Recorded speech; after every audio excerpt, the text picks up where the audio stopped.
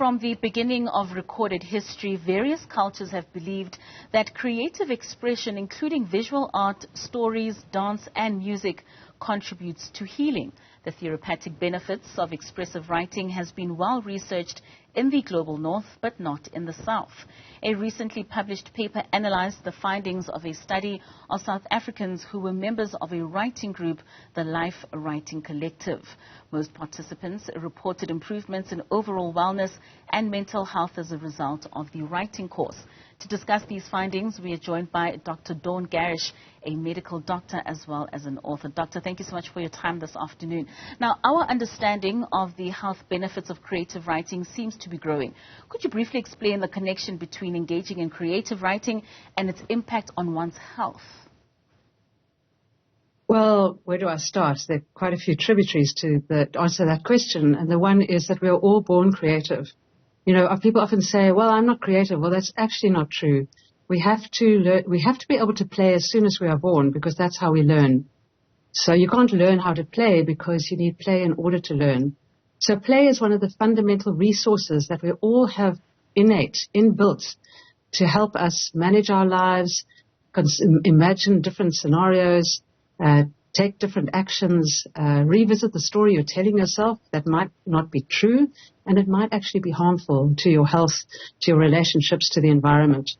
So we use you can write anecdote or chronicle, which is writing from what you know, or you can write from a place from the body, from the felt lived experience, and that has deep roots into the unconscious, into the association mind, where we put things together in strange ways to understand who we are, how we got here, and how to proceed from there.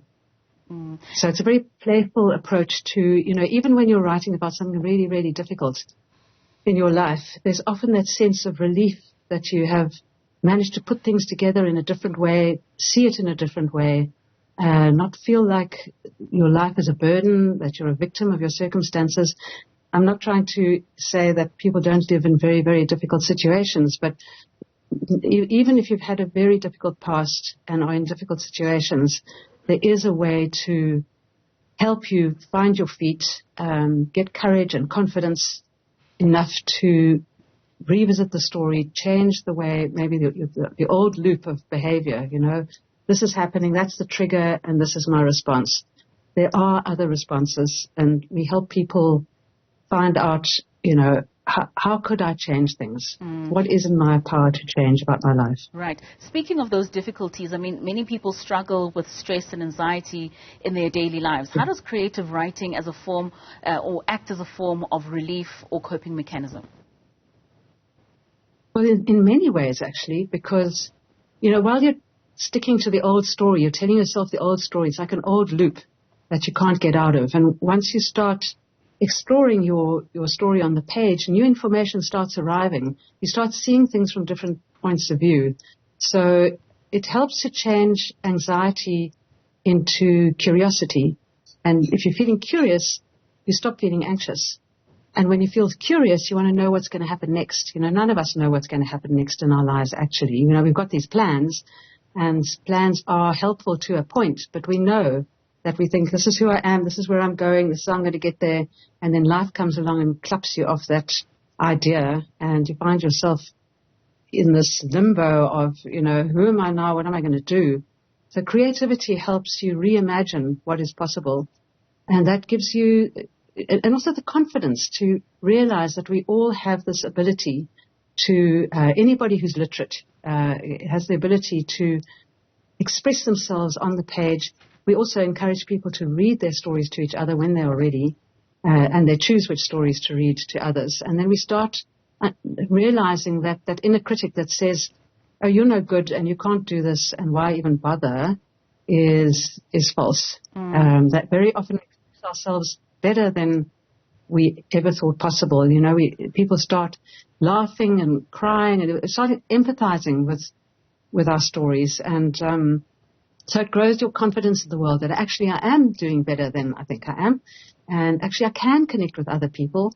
And then you hear other people's stories, and it cuts across all the things that get in the way of community, of relationship, all the all the ways our society is divided, the racism, the nationalism, the sexism, the ageism, the ableism, all these isms that get in the way of real communication and confidence and courage so that we can get to know each other.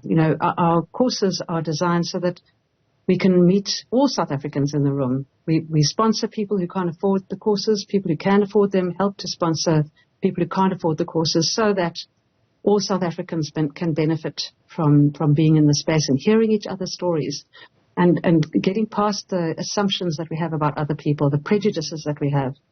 So, yeah, that's actually, it's a life skills course. And of course, some people do go on to publish, but that's not our primary focus. Our primary focus is write for your own mental health. You have an innate resource. You just need a couple of tools, a little bit of support, and off you go. You can reimagine your future. And Doc, a little later on, I do want us to touch on those people who are not very confident in their writing skills. But beyond the curiosity and the reimagining, can this improve overall cognitive functions such as memory and problem solving? Yeah, often people say, well, I don't remember much about my childhood, for example.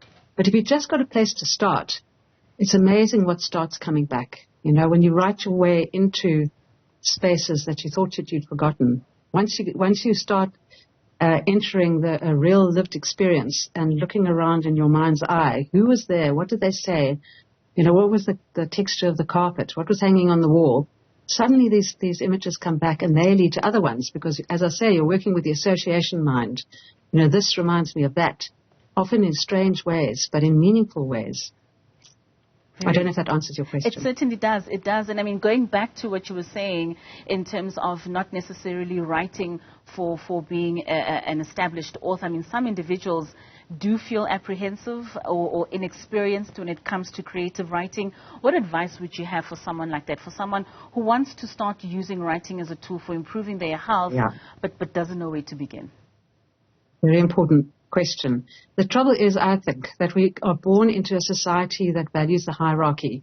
The ones at the top get the gold stars and they get the awards, and the ones at the bottom fail and get expelled or whatever. Very true. And so it's deeply embedded in our society, this idea of, the ladder. And what we encourage people is to get off the ladder and into a circle of community where we all find our unique way of expressing ourselves. So people come along, they've got one idea, they think this is the way that you write a memoir or life writing or any kind of story. But actually, the most exciting writing often actually comes from people whose mother tongue isn't English. Of course, on the courses, we encourage people to write in their mother tongue if that's what the writing needs. But sometimes people write in English in the most original ways. But in the hands of the wrong editor, that would be, people would say, oh, that's the wrong grammar. But actually, that so-called wrong grammar, and there are serious published authors, I think of Binyavanga Wainaina, who uses English in such a creative way. So first of all, you've got to get off of the idea that there's only one way to tell your story. Secondly, you need to get inside the story to write it from the inside. Often we put the story far away from us and say, oh, that happened over there, and you try and express it. And of course that, immediately contradict myself, because that can also be helpful. If something has been very traumatic, you can write it as a work of fiction. You can give your dilemma, whatever happened to you, to fictional characters and let them run for it and write in the third person, he, she. But even there, you're looking deeply into your own lived, felt experience. And maybe imagining a different result or consequence to what happened. So, Doc, how young does one need to be, or how old, in order to start using this technique of writing in order for it to have these benefits for you? Well, I started writing at the age of 7, so I had a particular calling, I suppose. But anybody who's literate can write. If it's something that you're interested in. If you're not interested in words, you're not going to be interested in writing. But if you are, and of course any regular creative practice is helpful for well-being. So part of the advantage is you've got this blur of anxiety or feeling or emotion inside your body, and getting it out into the world through play, collage, writing, music, dance, any regular creative practice can help you turn this mush of difficult feeling into an object that you can then have a conversation with, something outside the body. And then in strange ways, it starts talking back to you and tells you what it wants next. The project itself, the story itself, knows what it needs. So there's that magical moment where things start arriving, and afterwards you think, I don't even remember writing that. So you get into that download space. And, so you can be any age. You don't have to have lived very long. I mean, children have got the most incredible stories to tell. And I encourage parents to help their children to write down their stories, or to ask your child to read, to tell you a story, what happened in your day, and you write it down, and the child can see how a story can turn into words, and then the child can learn how to write from those words and then read the story back to the parents. That's a wonderful tool also for literacy and for children to learn or to be enthusiastic about reading, which, as we know, fewer and fewer kids are actually reading books nowadays, which is very sad. Of course, most certainly. I mean, with the recently published paper that analyzed the findings of the study of the South African, the writing group, the Life Writing Collective, what would you say were some of the highlights that came out of that study? Well, I was super encouraged by how much, to what extent people were positive about the experience. I mean, you always get that on a course, but now these are people who have done the course. It's, time has passed, and they're still saying, I had a new idea about myself. I had a new idea about the world. It helped me forgive my mother. Not that that is the aim of the course, but, it often helps people to finish unfinished business. You live with this unfinished business for years, decades, and suddenly you find a way of resolving it. It's maybe it's not solved, but it is resolved in yourself, and that also helps anxiety and depression. Also the sense of community, that this sense that people, we've always got an idea about other people, particularly if you're talking about groups of people, and so I was encouraged by how many people said, I started to see other people as human beings, across all the things that divide us.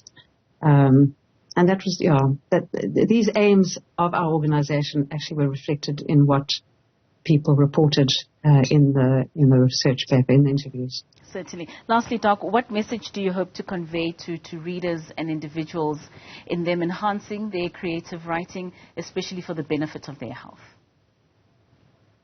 Well, it's a little bit twee, but I say to people, you brush your teeth every day for dental health.